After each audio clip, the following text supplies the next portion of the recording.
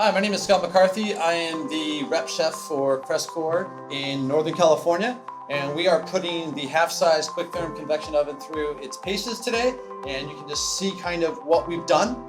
We were looking to kind of create a different type of test where we went from steaming to poaching to roasting, and all of those things, braising, so that way we could really kind of see the whole birth of what this unit can do in this small footprint.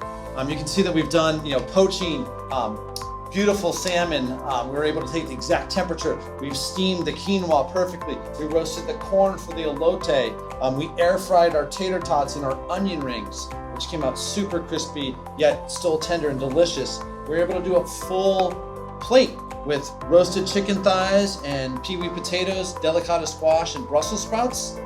Then we went to a whole bunch of bar stuff. So we were talking about street tacos, into doing buffalo hot wings, into a Hungarian stuffed pepper and shishito peppers.